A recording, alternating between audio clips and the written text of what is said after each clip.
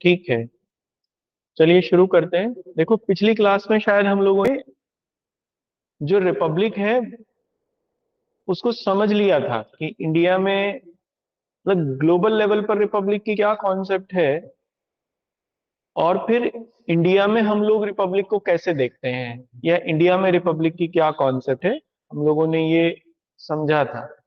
देखो, इंडिया में रिपब्लिक का जो मतलब है अकॉर्डिंग टू इंडियन कॉन्स्टिट्यूशन, इसको हम लोग दो लेवल पर देख सकते हैं। एक तो वही है कि जो ग्लोबल लेवल पर पाई जाती है इसकी कॉन्सेप्ट, और वो ये है कि कोई भी व्यक्ति जो है, सॉरी, जो हेड ऑफ गवर्नमेंट है, हेड ऑफ स्टेट है, वो चुना गया होगा, इलेक्टेड होगा। That is the concept of Republic eight global level. लेकिन इंडियन कॉन्स्टिट्यूशन के अकॉर्डिंग इसमें यह भी है कि जो हेड ऑफ स्टेट होगा वो न केवल चुना गया होगा, बल्कि कोई भी व्यक्ति हेड ऑफ स्टेट हो सकता है। Any person could be the head of state, जिसके पास वो एलिजिबिलिटी क्राइटेरिया है, वो हेड ऑफ स्टेट बन सकता है विदाउट एनी डिस्क्रिमिनेशन। तो ये डेमोक्रेसी को भी बताता है, और डेमोक्रेसी में सोशियो डेमोक्रेसी को ये रिप्रेजेंट करता है कि भारत में कोई भी व्यक्ति बिना किसी आ, आ, बिना किसी भेदभाव के राज्य का प्रमुख चुना जा सकता है। ठीक है, तो आप इस बात को लिख लीजिए। अगले पॉइंट में, सामान्यतः गणराज्य की संकल्पना, सामान्यतः गणराज्य की संकल्पना यह प्रस्तुत करती है कि यह प्रस्तुत करती है कि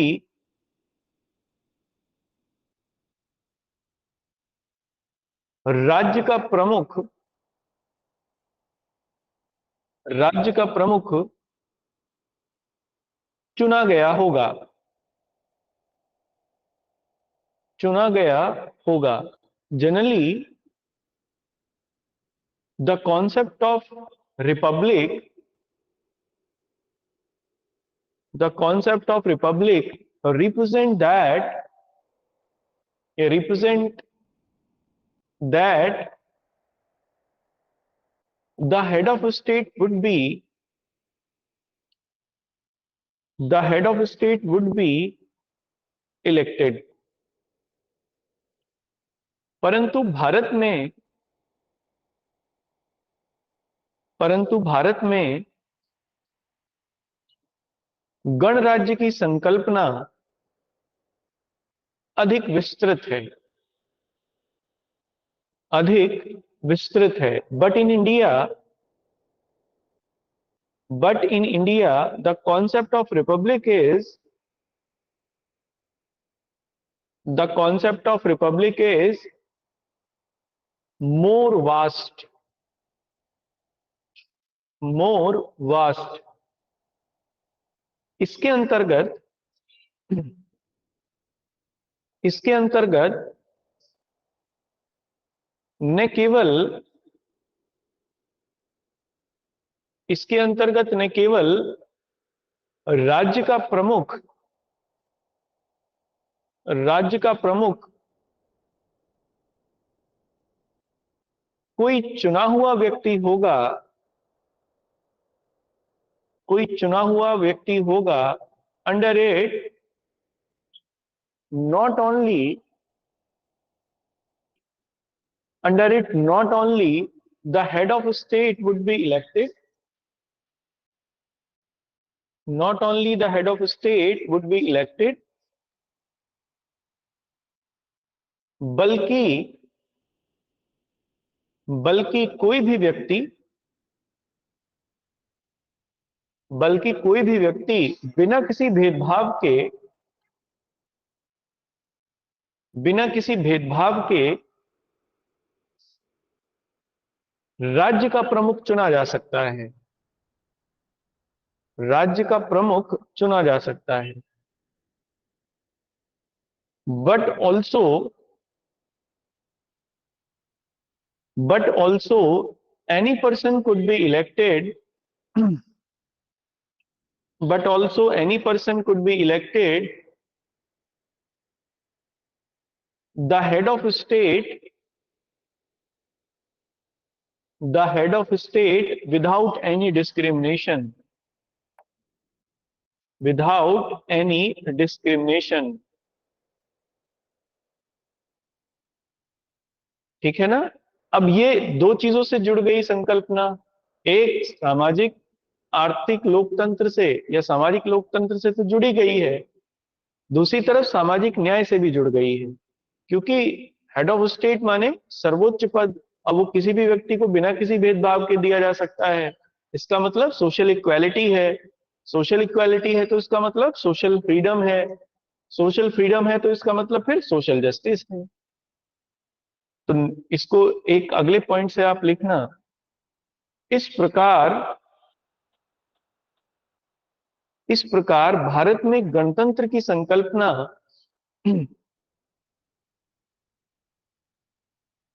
इस प्रकार भारत में गणतंत्र की संकल्पना सामाजिक लोकतंत्र सामाजिक लोकतंत्र के साथ साथ सामाजिक लोकतंत्र के साथ साथ सामाजिक न्याय को भी प्रस्तुत करती है, सामाजिक न्याय को भी प्रस्तुत करती है। And so the concept of Republic in India the concept of Republic in India not only represent not only represent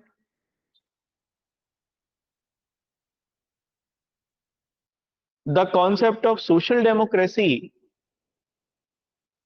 the concept of social democracy but also but also the concept of social justice too, but also the concept of social justice too। ठीक है, क्या मैं आपको समझा पाया ये point, ये बातें क्लियर हैं आप लोगों को?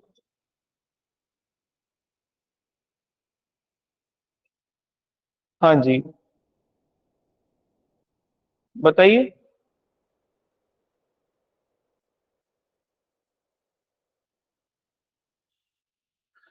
कोई प्रॉब्लम किसी को इसमें? ठीक है, चलिए आगे चलते हैं नेक्स्ट पॉइंट से। और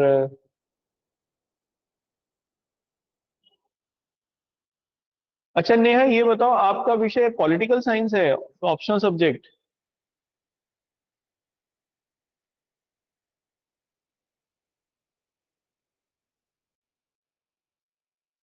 नेहा, आपको मेरी आवाज आ रही है? आपका विषय पॉलिटिकल साइंस है, ऑप्शनल, यूपीएससी में?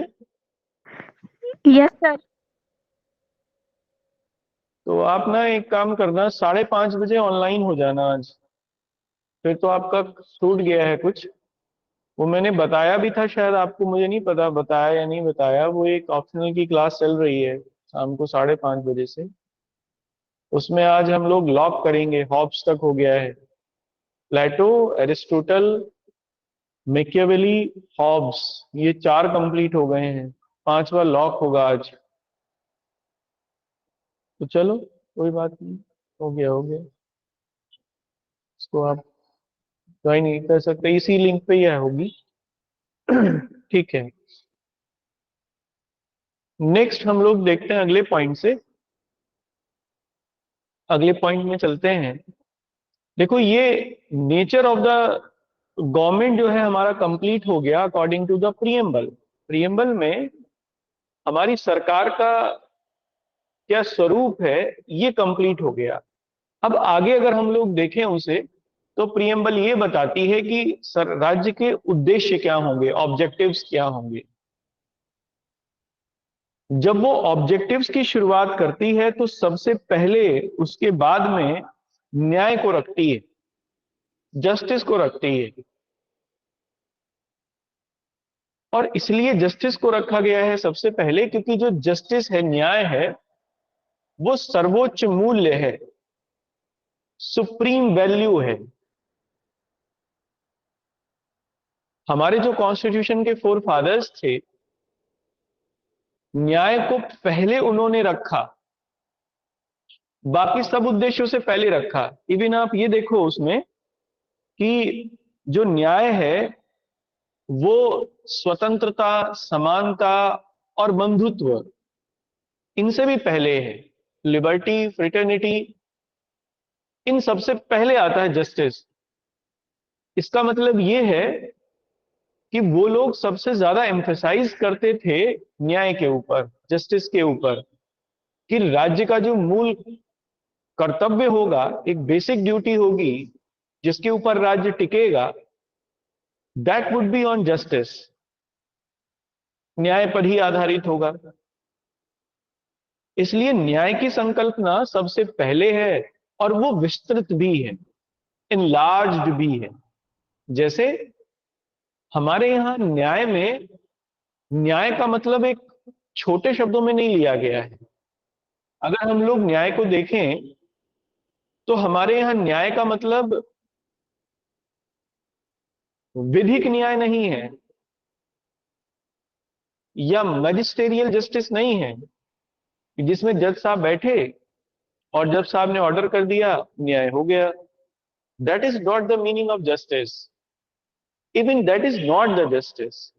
It is a concept of justice, or it is a concept of procedure established by law, not the fully concept of justice. The comprehensive concept of justice is more than that. वो क्या है उसको हम लोग देखेंगे इसमें, न्याय की संकल्पना। ठीक है, देखो न्याय के बारे में जो सबसे पहला हम लोगों को चिंतन मिलता है वो सुकरात से के आस का मिलता है। सुकरात और फिर उसके बाद प्लेटो, दो लोगों का चिंतन है जो सबसे न्याय को सबसे ज्यादा, मतलब ये सबसे पुराना है। सबसे पुराने में भी ये दो लोग सबसे पहले न्याय को सबसे वास्ट वैल्यू के रूप में रिप्रेजेंट करते हैं। एक्चुअली ये लोग ये कहते हैं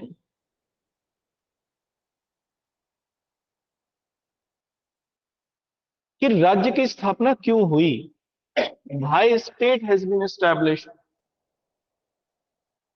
यह जो राज्य होगा वो कैसा होगा, उसका बेस क्या होगा। तो प्लेटो भी, एरिस्टोटल भी और सोक्रेटिस भी ये मानते हैं कि वो राज्य ही सही मायने में राज्य होगा, या उसे कहा गया है सदराज्य, गुड स्टेट होगा, जो बेस्ड होगा न्याय की, जो न्याय के ऊपर आधारित होगा। और इसका इसका ऑब्जेक्टिव क्या होगा, तो लोगों को सदजीवन देना, गुड लाइफ देना। गुड लाइफ भी क्या होगी, तो वो लाइफ जो जस्टिस के ऊपर बेस्ड है, दैट इज गुड लाइफ। जिस जीवन में न्याय है, या वो लाइफ जो न्याय परक है, वो सद जीवन है। अब सोक्रेटिस और प्लेटो ने जस्टिस के ऊपर बहुत ज्यादा साइंटिफिक एक थिंकिंग उन्होंने नहीं की, वैज्ञानिक चिंतन नहीं था। हमें वैज्ञानिक चिंतन न्याय के ऊपर देखने को मिलता है अरस्तु का। अरस्तु ने ये कहा देखो राज्य जो है उसका सबसे बेसिक ऑब्जेक्टिव है कि लोगों को जस्टिस प्रदान करे। तो वो क्या करता है, अपनी इस कॉन्सेप्ट में जस्टिस को दो पार्ट में डिवाइड कर लेता है। वो ये कहता है कि न्याय के दो टाइप हैं, जस्टिस दो तरीके से। अच्छा देखो, इसमें जस्टिस का मतलब भी यहां पर जस्ट से शुरू होता है ना, जस्ट, जस्ट से बना है जस्टिस। तो जस्ट का मतलब क्या है, जस्ट का मतलब होता है नियर ट्रुथ, जो सत्य के नजदीक हो। इसलिए जस्टिस की जो कॉन्सेप्ट है न्याय की, वो दर्शन में सत्य की संकल्पना से जुड़ती है,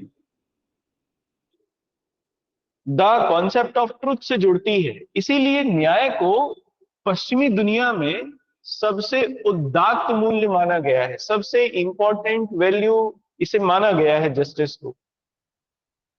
इसीलिए लोग, या जो दार्शनिक हैं पश्चिम के, वो हमेशा विचार करते हैं, जब राज्य का विचार करते हैं तो जस्टिस का आइडिया उसके साथ आता है, चाहे वो सोक्रेटिस हो, चाहे एरिस्टोटल हो, चाहे वो प्लेटो हो। अब हम लोग ये देख रहे हैं, प्लेटो ने तो खैर चलिए अलग बात कही, लेकिन अरिस्टोटल की जो बात है वो ज्यादा गहरी है। वो ये कहते हैं कि जस्टिस क्या है। उनके हिसाब से लोगों को अगर उनकी भागीदारी के आधार पर, जो उनकी राज्य में भागीदारी है, पार्टिसिपेशन है, उसके आधार पर और उनकी योग्यता के आधार पर, भागीदारी और योग्यता, दो आधारों पर अगर उनको वापस चीजें मिल जाती हैं, तो फिर इसका मतलब यह हुआ कि व्यक्ति के स्तर पर न्याय हो गया। मान लीजिए मुझे राज्य से क्या मिले और कितना मिले। एरिस्टोटल कहते हैं इस बात का उत्तर है कि मेरी योग्यता कितनी है, और दूसरा मेरी समाज में भागीदारी कितनी है। अगर मेरी समाज में भागीदारी अधिक है, मेरी योग्यता अधिक है, और मेरी भागीदारी समाज में इस तरीके की है कि मैं समाज में मूल्यों का वर्धन कर रहा हूं, वैल्यूज को ऐड कर रहा हूं, तो फिर इसका मतलब यह है कि मुझे ज्यादा मिलना चाहिए। इसीलिए शिक्षकों को सबसे ज्यादा प्रीफरेंस दी जाती थी सोसाइटी में, समाज में, न केवल पुराने यूनानी समाजों में बल्कि भारतीय समाज में भी। क्यों? क्योंकि वो योग्य होते थे और समाज में मूल्य वर्धन करने का काम करते थे, वैल्यू एडिशन करने का काम करते थे। इसलिए उनको सबसे ज्यादा प्रीफरेंस समाज में दी जाती थी। अरस्तु ने अपने चिंतन को इसी आधार पर रखा। कुछ लोग कहते हैं कि वो भारत आए थे, उन्होंने यहां से सीखा, लेकिन जो भी है, कुल मिला के ये है कि उनका कहना ये है कि किसी भी व्यक्ति को कितना मिले समाज से, तो उतना मिले जितनी उसकी योग्यता है और जितनी वो उसमें भागीदारी करता है, पार्टिसिपेशन करता है समाज में। ये आधार होना चाहिए उसका।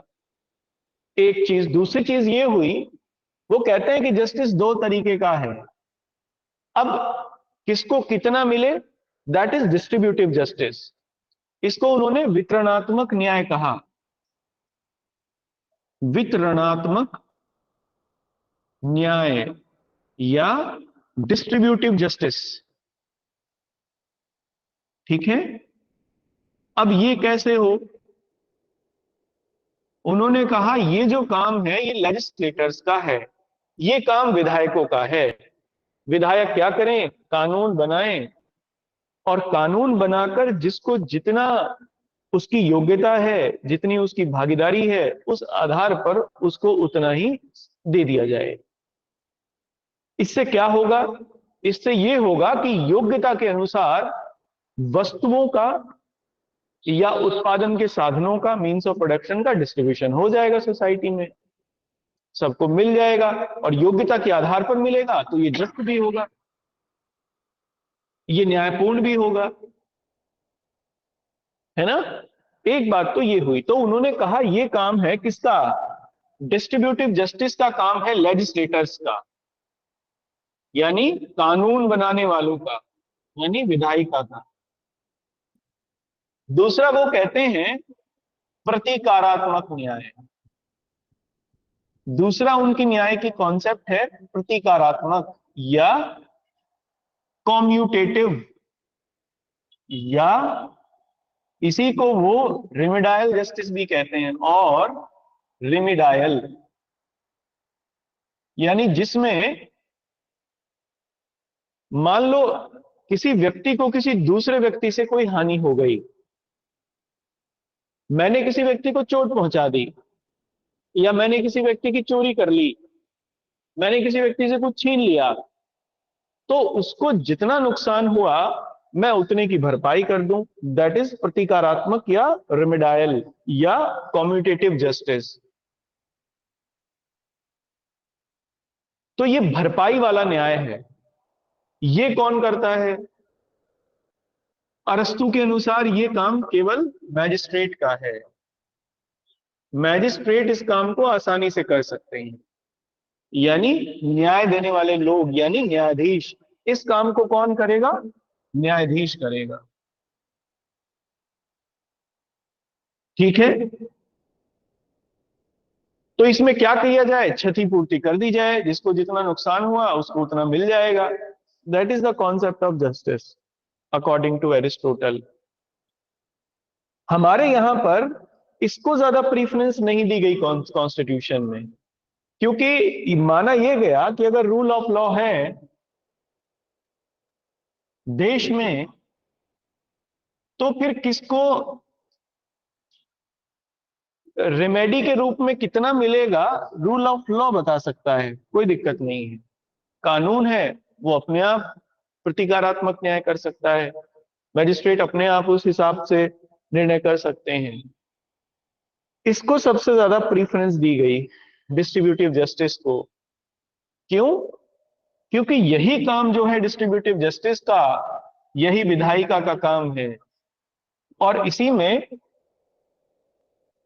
ही तीन चीजें आ जाती हैं। इसी में ही तीनों चीजें आ जाती हैं। क्या क्या? न्याय के तीन पार्ट हो सकते हैं इसके अंदर अंतर्गत। एक, राजनीतिक न्याय, पॉलिटिकल जस्टिस, यानी लोगों को राजनीतिक स्तर पर मजबूत बनाकर, राजनीतिक स्तर पर उनको राजनीतिक पार्टिसिपेशन उनका बढ़ाकर, राजनीतिक भागीदारी बढ़ाकर, राजनीतिक अधिकार देकर, स्वतंत्रता देकर इसको दिया जा सकता है, पॉलिटिकल जस्टिस। दूसरा, सामाजिक न्याय, सोशल जस्टिस, इसको सबसे इंपॉर्टेंट माना। इन तीनों में अगर सबसे ज्यादा इंपॉर्टेंट आपसे पूछा जाए कि कौन सा है, कौन सी जस्टिस सबसे इंपॉर्टेंट है, तो दैट इज सोशल जस्टिस। हमेशा आप देखोगे कॉन्स्टिट्यूशन में भी अगर कहीं वर्ड कहीं मिलेगा, चाहे वो कॉन्स्टिट्यूशन में मिले, चाहे आप किसी केस लॉ को पढ़िए, तो वहां पर वर्ड सोशल जस्टिस लिखा हुआ मिलेगा, बाकी और कोई जस्टिस की बात नहीं होती है। अगर या और कुछ लिखा हुआ मिल जाएगा तो सोशियो इकोनॉमिक जस्टिस लिखा हुआ मिल जाएगा। ठीक है, तो दूसरा है सोशल जस्टिस, सबसे इंपॉर्टेंट है ये। और इसमें तीसरा है इकोनॉमिक जस्टिस। ठीक है, या आर्थिक न्याय। इसको डिस्ट्रीब्यूटिव जस्टिस कहा गया। हमारे कॉन्स्टिट्यूशन में यही न्याय की संकल्पना है। ठीक है, ये विस्तृत कहलाती है, ये एनलार्ज कॉन्सेप्ट कहलाती है जस्टिस की, ये नैरो कॉन्सेप्ट कहलाती है जस्टिस की, ये विस्तृत संकल्पना कहलाती है, और ये संकीर्ण संकल्पना कहलाती है जस्टिस की। ठीक है, मैं आपको समझा पाया ये दोनों बातें जस्टिस को?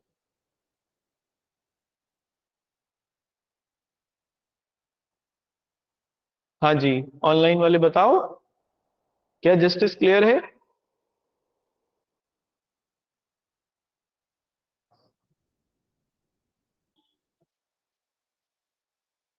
किसको नहीं आया ये बताओ, क्योंकि कोई, हाँ जी, किसको नहीं आया है ये बताओ। अच्छा, नहीं आया है, क्या नहीं आया है ये बताओ।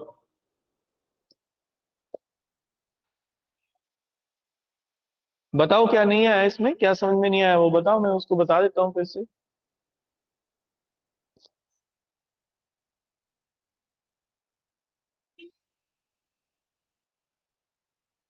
अरे और तो कोई बता दो किसको आया नहीं आया।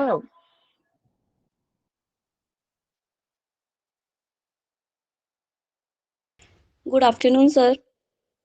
हाँ जी, गुड आफ्टरनून। सर एक बार डिस्ट्रीब्यूटिव जस्टिस बता दीजिए। आवाज नहीं आई आपकी। सर डिस्ट्रीब्यूटिव जस्टिस बता दीजिए। अभी भी नहीं आई है, पता नहीं, शायद नेटवर्क में कुछ इशू है।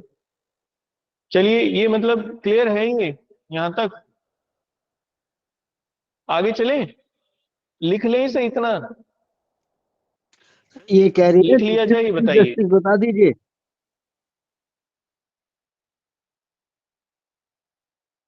डिस्ट्रीब्यूटिव जस्टिस बता दें? अच्छा, मुझे क्यों आवाज नहीं आ रही है लेकिन? ओके, डिस्ट्रीब्यूटिव जस्टिस बता देते हैं। देखो, फिर से समझो। एरिस्टोटल जस्टिस को दो टाइप के बताता है। वो ये कहता है कि जो जस्टिस है वो दो प्रकार का हो सकता है, एक डिस्ट्रीब्यूटिव और एक कम्यूटेटिव और रेमिडाइल। रेमिडाइल जस्टिस में ये क्षतिपूर्ति के ऊपर बेस्ड होता है। मान लो किसी को किसी से जितनी क्षति हुई, जितनी हानि हुई, उसकी भरपाई कर दी जाए। अगर राज्य से हानि हुई है किसी व्यक्ति को, तो राज्य उसकी हानि का लॉस का भरपाई कर दे, और अगर किसी व्यक्ति से हुई है तो वो व्यक्ति कर दे। तो इसका मतलब ये हुआ कि जो क्षति हुई वो पूर्ति हो गई, इसका मतलब न्याय हो गया। दूसरा वो कहते हैं डिस्ट्रीब्यूटिव जस्टिस। डिस्ट्रीब्यूटिव जस्टिस को वो ये कहते हैं, देखो, लोगों को उत्पादन के चाहे साधन हो, मीन्स ऑफ प्रोडक्शन हो, चाहे अधिकार हो, राइट्स हो, और चाहे उनकी भागीदारी हो समाज में, या लाइफ लेवल हो, किसको कितना मिले, इसका आधार होना चाहिए उस व्यक्ति की योग्यता, और दूसरा उसकी समाज में भागीदारी। किसी व्यक्ति की योग्यता क्या है और उसकी समाज में भागीदारी कितनी है, इस आधार पर लोगों को सामाजिक, आर्थिक और राजनीतिक संसाधन मिल जाने चाहिए या बढ़ जाने चाहिए।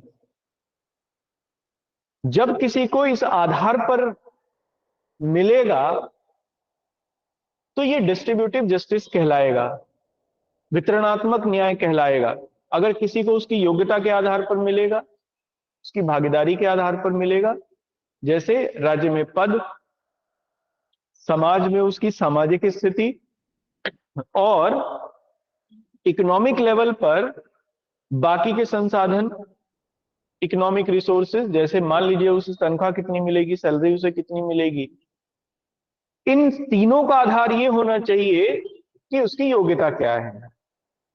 ठीक है, योग्यता के आधार पर उसे मिलना चाहिए। अब अरिस्टोटल ये कहता है कि डिस्ट्रीब्यूटिव जस्टिस वो कॉन्सेप्ट है, ये ब्रॉड कॉन्सेप्ट है, जिसमें समाज के जो संसाधन हैं वो लोगों में बांटे जाते हैं उनकी योग्यता के आधार पर।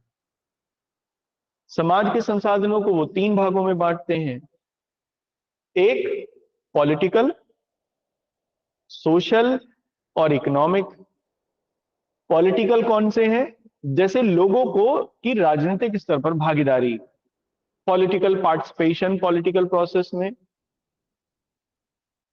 जिनके पास योग्यता ज्यादा है वो राज्य में ऊंचे पद प्राप्त कर सकते हैं, that is political participation, that is political justice भी हो गया ये। क्यों? क्योंकि उनको योग्यता के आधार पर राजनीति में भागीदारी मिल गई। सामाजिक न्याय, सोशल जस्टिस, अभी अरिस्टोटल की बात कर रहे हैं, इंडिया में क्या है उसकी बात नहीं कर रहे। वो कहते हैं कि इसका आधार भी योग्यता होनी चाहिए। आज कोई व्यक्ति अपनी योग्यता के आधार पर समाज में कितनी भागीदारी सुनिश्चित करता है, कितना मूल्यवर्धन करता है, कितना योग्य है, इस आधार में उसे सामाजिक पद प्रतिष्ठा मिल जानी चाहिए, दैट इज सोशल जस्टिस। क्योंकि उसे समाज में किस आधार पर मिला, उसकी योग्यता के आधार पर मिला, तो उसके प्रति न्याय हो गया, समाज के प्रति भी न्याय हो गया। समाज के प्रति इसलिए न्याय हो गया क्योंकि समाज को एक योग्य व्यक्ति मिल गया। थर्ड है इकोनॉमिक जस्टिस। किसी व्यक्ति को क्या कितना मिले, आर्थिक संसाधन किसी व्यक्ति के पास कितने हो, तो वो भी उसकी योग्यता के आधार पर होने चाहिए। किसी व्यक्ति को कितनी तनख्वाह मिले, that depends upon his credential, या हर क्रेडेंशियल, दोनों हो सकते हैं। इसलिए वितरणात्मक न्याय वो व्यवस्था है जो समाज में उत्पादन के साधनों का, मीन्स ऑफ प्रोडक्शन का, सोशल स्टेटस का या पॉलिटिकल स्टेटस का, या कह सकते हैं सोशल पार्टिसिपेशन या पॉलिटिकल पार्टिसिपेशन का डिस्ट्रीब्यूशन करता है, उसको बांटता है, उसका निर्धारण करता है कि वो कैसे बटेगा। According to Aristotle, that is distributive justice. ठीक है, किसको समाज में से कितना मिले, जो व्यवस्था इसको निर्धारित करती है उसी को हम लोग डिस्ट्रीब्यूटिव जस्टिस कहते हैं। क्लियर? अब समझ में आया?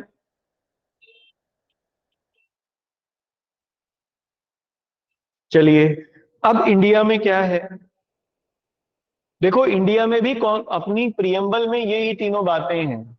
जैसे उन्होंने न्याय लिखा है वहां पर, तो न्याय को भी फिर उन्होंने तीन भागों में बांट दिया है जस्टिस को। किन तीन भागों में? पॉलिटिकल जस्टिस, सोशल जस्टिस और इकोनॉमिक जस्टिस। तीन प्रकार के जस्टिस की कॉन्सेप्ट को रखा है। और ये तीन प्रकार की कॉन्सेप्ट को रखा ही नहीं है बल्कि दी भी है। जैसे पॉलिटिकल जस्टिस में आप देखिए तो आर्टिकल 16 में लोक नियोजन के जितने भी अवसर हैं, यानी सरकारी नौकरी पाने के जितने भी अवसर हैं, सब में समानता है। और वो समानता भी, इक्वालिटी भी पॉजिटिव इक्वालिटी है, यानी समानता भी समानों में समानता है, इक्वल प्रोटेक्शन ऑफ लॉ के अंतर्गत आती है।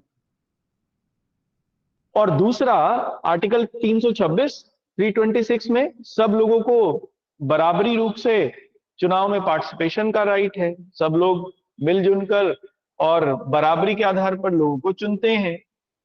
आर्टिकल 325, 326, तो दैट इज पॉलिटिकल जस्टिस।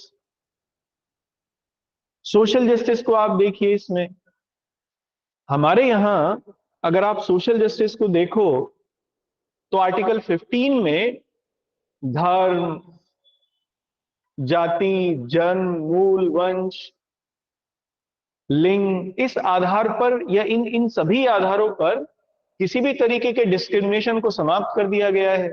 हमने पहले भी देखा है डेमोक्रेसी में भी उसको समाप्त किया गया। आर्टिकल 38 भी ये कहता है कि राज्य ऐसे कोई नीति बनाएगा जिससे जो सामाजिक न्याय की संकल्पना है वो पूरी हो सके, सोशल जस्टिस की कॉन्सेप्ट को पूरा किया जा सके, सामाजिक आर्थिक न्याय की संकल्पना लागू की जा सके।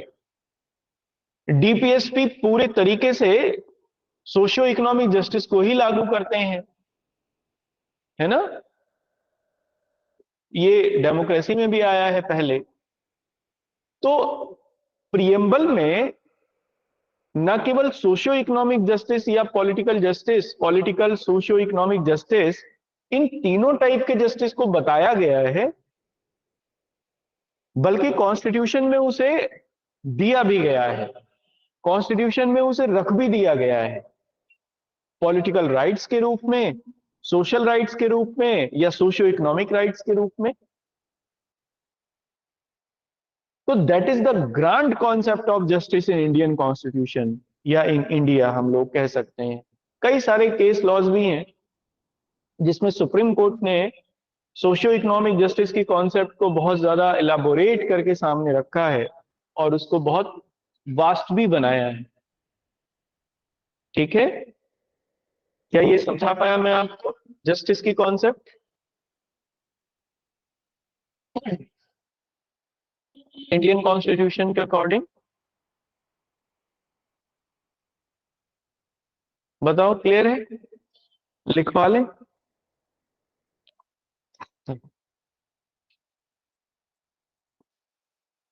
चलिए ठीक है, तो लिखिए फिर।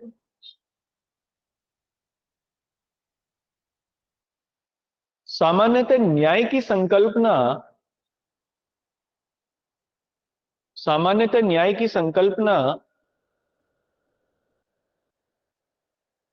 अत्यधिक विस्तृत, अत्यधिक विस्तृत एवं उदात्त संकल्पना है। अत्यधिक विस्तृत एवं उदात्त संकल्पना है। Generally the concept of justice, generally the concept of justice is more elaborated and grand concept and glorious भी लिख सकते हैं, glorious concept, ठीक है ना? कंटिन्यूएशन में लिखना, सुकरात, प्लेटो एवं अरिस्तु के अनुसार, सुकरात, प्लेटो एवं अरिस्तु के अनुसार, अरिस्तु के अनुसार सदजीवन रूपी राज्य, सदजीवन रूपी राज्य यानी वो राज्य जो गुड लाइफ देता हो, सदजीवन रूपी राज्य न्याय पर आधारित होगा। सदजीवन रूपी राज्य न्याय पर आधारित होगा। According to Socrates, Socrates, Aristotle and Plato, Socrates, Aristotle and Plato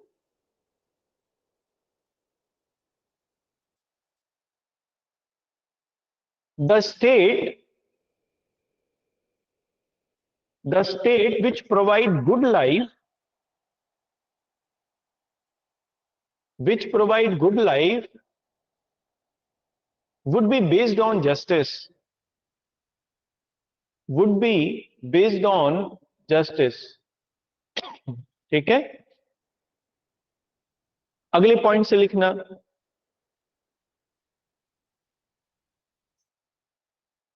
न्याय की इसी विस्तृत संकल्पना को अपनाते हुए, न्याय की इसी विस्तृत संकल्पना को अपनाते हुए भारतीय संविधान की उद्देशिका में, भारतीय संविधान की उद्देशिका में न्याय के मूल्य को, न्याय के मूल्य को सर्वोपरि घोषित किया गया है, सर्वोपरि घोषित किया गया है। सो by adopting this vast concept of justice, so by adopting this vast concept of justice in Indian Constitution, in Indian Constitution, Indian Constitution, this concept of justice is being included, या is being taken, this concept of justice is being taken। इसीलिए न्याय को, इसीलिए न्याय को स्वतंत्रता, समानता एवं बंधुत्व से भी पहले रखा गया है। इसीलिए न्याय को उद्देशिका में, ऐसा लिखिए, इसीलिए न्याय को उद्देशिका में स्वतंत्रता, समानता एवं बंधुत्व से भी पहले रखा गया है। And so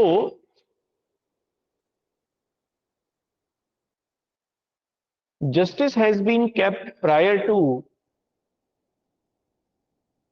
justice has been kept prior to equality, liberty and fraternity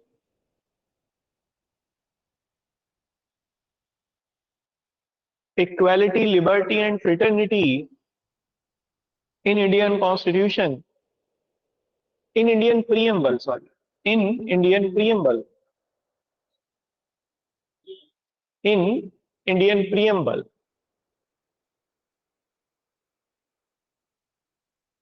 भारतीय संविधान की अगले पॉइंट से लिखना आप, है ना। भारतीय संविधान की उद्देशिका में भारतीय संविधान की उद्देशिका में न्याय न्याय के 3 आयाम घोषित किए गए हैं। न्याय के 3 आयाम घोषित किए गए हैं। इन इंडियन प्रियम्बल इन या ऐसा लिखना, in the preamble of constitution of India, in the preamble of constitution of India, 3 dimensions of justice 3 dimensions of justice has been elaborated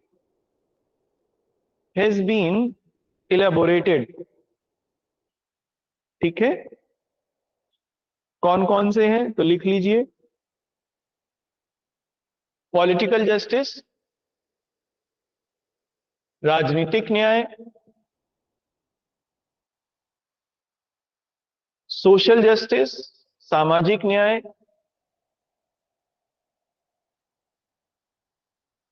और तीसरा लिख लीजिए इकोनॉमिक जस्टिस या आर्थिक न्याय। ठीक है, ये 3 डायमेंशंस हैं। क्लियर है? इसको यहां तक रखते हैं, कल करते हैं इसके आगे। इन तीनों को मैं आपको कल लिखवा देता हूं। कोई क्वेरी है किसी की तो आप मुझसे पूछ लीजिए।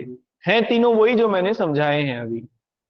पॉलिटिकल जस्टिस में पॉलिटिकल राइट्स हैं, सोशियो इकोनॉमिक जस्टिस में सोशियो इकोनॉमिक राइट्स हैं। पॉलिटिकल जस्टिस में आर्टिकल 16 को देख सकते हैं, 325 को देख सकते हैं, 326 को देख सकते हैं। सोशियो इकोनॉमिक जस्टिस में आप फंडामेंटल राइट्स को भी देख सकते हैं, राइट टू इक्वालिटी के अंतर्गत 15 में है जैसे। और इसके अलावा आर्टिकल 23, 24 को भी देख सकते हैं। और फिर बाद में directive principle of state policy में कई राइट्स को देख सकते हैं, और डीपीएसपीज में कई आर्टिकल्स को देख सकते हैं। ठीक है, जैसे समान कार्य के लिए समान वेतन, equal pay for equal work, महिलाओं के लिए या बच्चों के लिए कुछ विशेष प्रावधान, that is the concept of socio justice. और उसी में ही सोशियो इकोनॉमिक जस्टिस है, तो डीपीएसपी उसी का एक हिस्सा है। ठीक है, तो यहां तक रखते हैं आज। कोई क्वेरी है तो पूछ लीजिए, ये मैं लिखवा आपको कल दूंगा। 1-2 केस लॉ भी लिखवा लेंगे, लिख लेंगे इसमें। बताओ, क्लियर है? जी सर। चलिए ठीक है, फिर मिलते हैं कल आपसे। Okay, thank you.